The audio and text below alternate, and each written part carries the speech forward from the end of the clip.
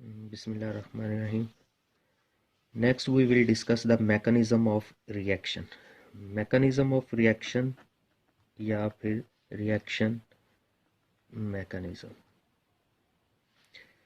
तो पहले हम डिस्कस करेंगे कि टाइप्स ऑफ रिएक्शन. रिएक्शंस को वैसे हम डिफरेंट तरह से क्लासीफाई कर सकते हैं. अकॉर्डिंग टू हीट चेंज हो सकता है, अकॉर्डिंग टू स्पॉन्टेनिटी हो सकता है, अकॉर्डिंग टू डायरेक्शन हो सकता है, according to step wise. Reactions are of two type: concerted reaction and stepwise reaction.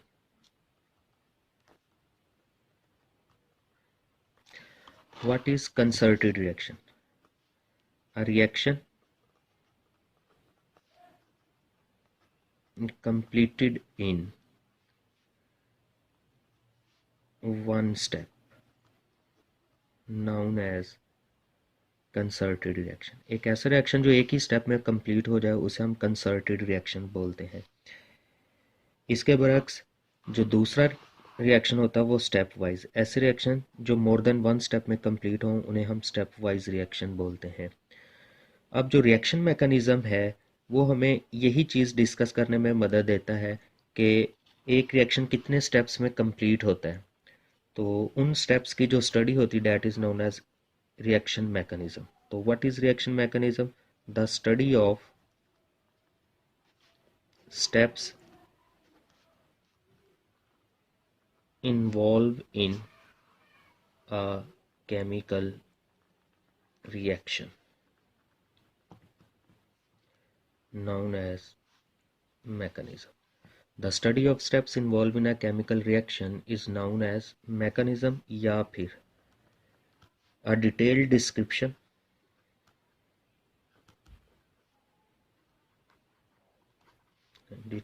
description of how bonds are broken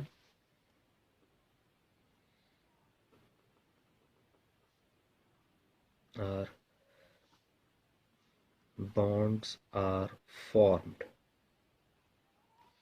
as starting material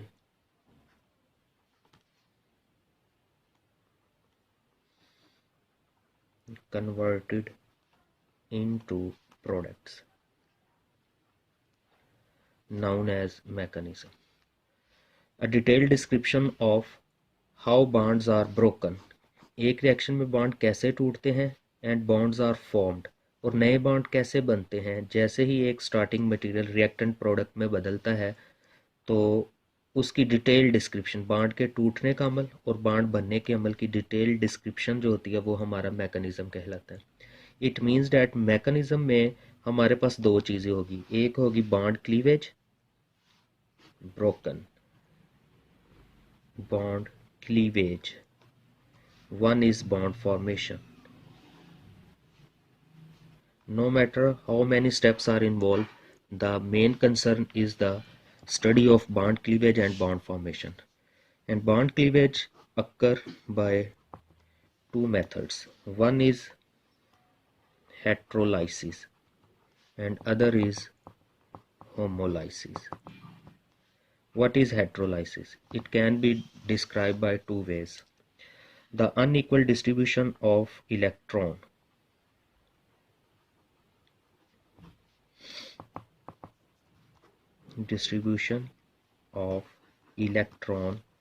between two bonded atoms known as heterolysis. या फिर एक ऐसी cleavage जिसमें bond के दोनों electron एक atom की तरफ शिफ्ट हो जाएं. Shifting of bonded electron toward one species known as heterolysis. For example एक जनरल एग्जाम्पल करते हैं जिसमें ए और बी के दरमियान एक बॉन्ड बना हुआ है. इसके दो मुमकिन क्लीवेज हो सकती हैं.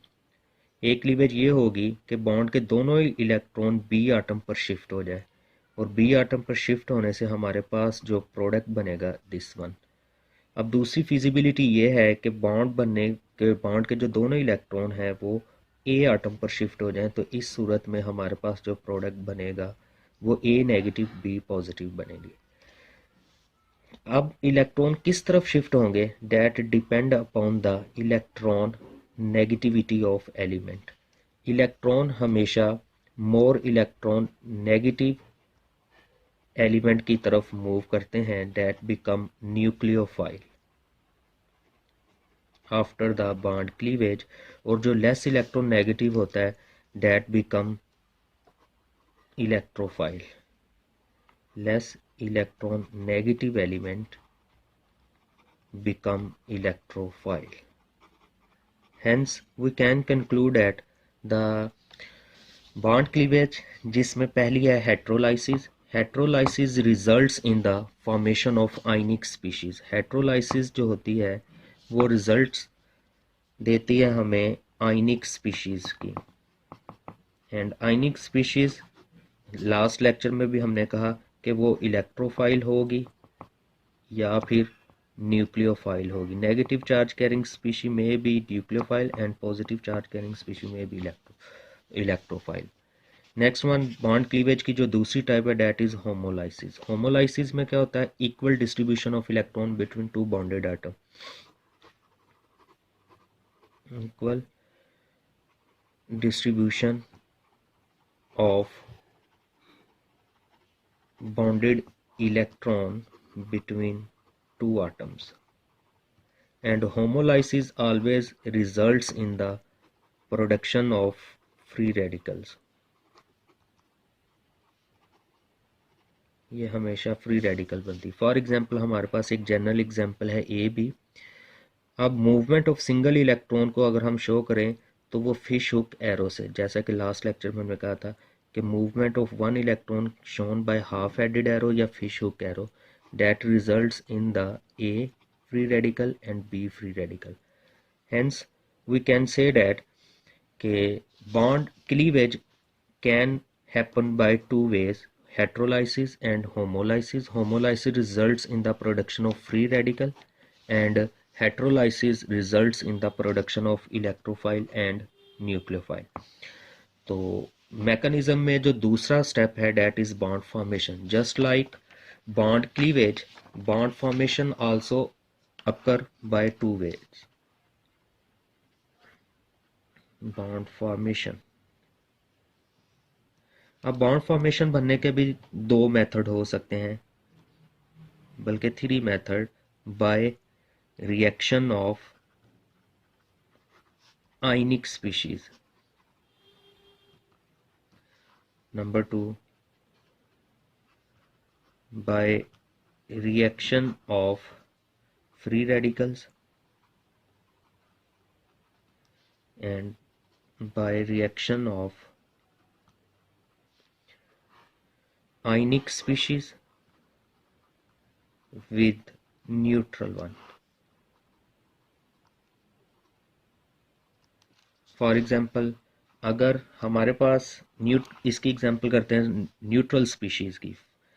मेरे पास है मिथाइल आयोडाइड, इसको रिएक्ट करवाया जाए अगर साइनाइड से, पार्शियल नेगेटिव पॉजिटिव, तो cyanide group can replace iodide ion, the product is methyl cyanide या मिथाइल नाइट्रिल्स, आयोडाइड रिप्लेस हो गया। इसमें आयनिक स्पीशी जो है वो रिएक्ट कर रही है न्यूट्रल कंपाउंड के साथ, and new bonds are formed and older one is broke down.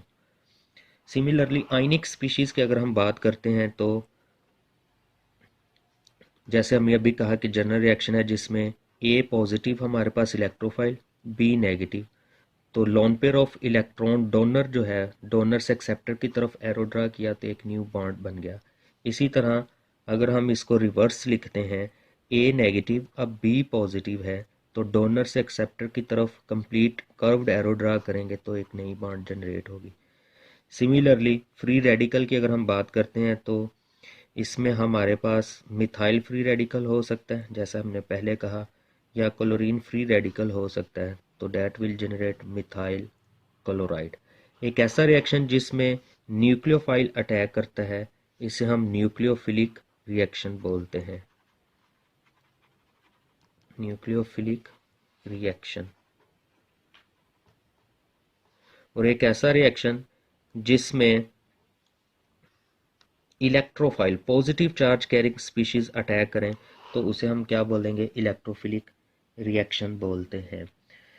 तो बॉन्ड फॉर्म रिएक्शन मैकेनिज्म में सबसे पहले तो हमें ये कंसर्न होता है कि रिएक्टेंट्स में बॉन्ड टूटेंगे और तो किस बिना पर टूटेंगे और आयनिक स्पीशीज कैसे जनरेट होगी। ऑर्गेनिक केमिस्ट्री में चार्ज डेवलपमेंट मोस्ट इंपॉर्टेंट होता है कि अगर आपने चार्ज ठीक से डेवलप कर लिया है तो आपके रिएक्शन का जो मैकेनिज्म है वो मैक्सिमम चांसेस हैं कि वो ठीक होगा। लेकिन अगर आपको चार्ज डेवलप करना नहीं आ रहा तो इसका मतलब ये होगा कि आपका रिएक्शन मैकेनिज्म भी ठीक नहीं बनेगा। तो यहाँ पे हमने डिस्कस किया कि मैकेनिज्म में bond cleavage and bond formation. Next one जो हमारा टॉपिक है that is the types of reaction.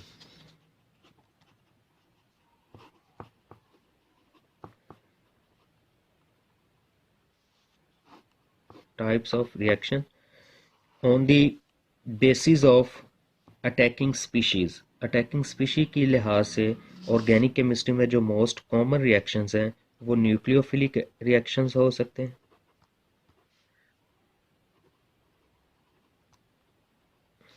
May be electrophilic reaction, addition reaction,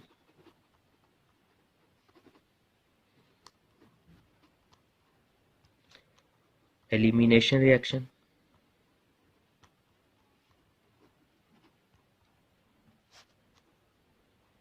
oxidation reduction reaction,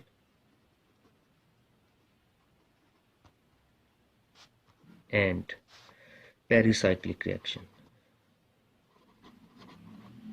Pericyclic reaction और लास्ट जो है that is rearrangement reaction.